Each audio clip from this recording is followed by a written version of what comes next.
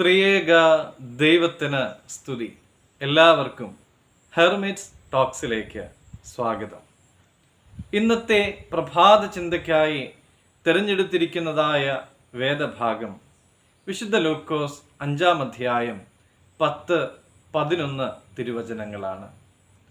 യേശു ശീമോനോട്, ഭയപ്പെടേണ്ട, നീ ഇന്നു മുതൽ മനുഷ്യരെ പിടിക്കുന്നവനാകും എന്ന് പറഞ്ഞു. അവർ പടകുകളെ കരയ്ക്ക് അടുപ്പിച്ചിട്ട് സകലവും ഉപേക്ഷിച്ച് അവനെ അനുഗമിച്ചു.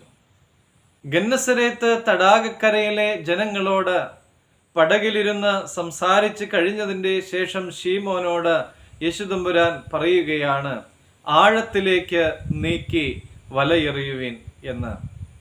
അന്നേരം ശീമോൻ പറഞ്ഞു, ഇവിടെയെങ്ങും ഒന്നുമില്ല. അവൻ വെറുതെ പറഞ്ഞതല്ല. അവൻ രാത്രി മുഴുവനും അധ്വാനിച്ചിട്ടും അവന് ഒന്നും തന്നെ കിട്ടിയില്ല.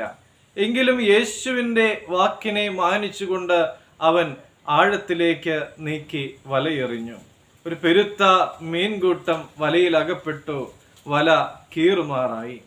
ഇത് കണ്ടപ്പോൾ ശീമോൻ പത്രോസ് യേശുവിനോട് പറഞ്ഞു, കർത്താവേ, ഞാൻ പാപിയായ ഒരു മനുഷ്യനാകൊണ്ട് എന്നെ വിട്ട് പോകണമേ എന്ന്. വലിയ മീൻകൂട്ടം കിട്ടുമ്പോൾ ആരെങ്കിലും പറയുമോ ഞാനൊരു പാപിയാണ് എന്ന്? ചിലപ്പോൾ ഒന്നും കിട്ടാതെ വരുമ്പോൾ പറഞ്ഞേക്കാം ഞാൻ പാപിയാണെന്നും ഭാഗ്യം കെട്ടവനാണെന്നും ഒക്കെ. നല്ല ആരോഗ്യമുള്ള സമയത്ത് ആരെങ്കിലും പറയുമോ ഞാൻ പാപിയാണ് എന്ന്? എന്നാൽ ചികിത്സിച്ച് ഭേദമാക്കുവാൻ സാധിക്കാത്ത ഏതെങ്കിലും ഒരു അസുഖം നമ്മളെ പിടികൂടുമ്പോൾ നമ്മൾ ചിലപ്പോൾ പറയും ഞാൻ പാപിയാണ് എന്ന്. ആ സമയത്താണ് നമ്മളിലുള്ളതായ പാപബോധം ഉടലെടുക്കുന്നത്.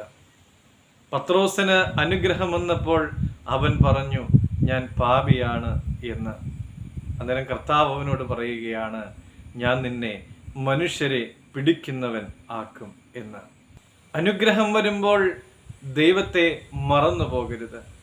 ദൈവത്തിങ്കലേക്ക് കൂടുതലായി ആശ്രയിക്കുവാനായിട്ട് നമുക്ക് സാധിക്കണം. നമ്മുടെ കുറവുകളെ പറ്റിയും ദൈവസ്നേഹത്തെ പറ്റിയും ദൈവിക കരുതലിനെ പറ്റിയുമൊക്കെ നാം ബോധ്യമുള്ളവരായി മാറണം. നമുക്കിങ്ങനെ പ്രാർത്ഥിക്കാം.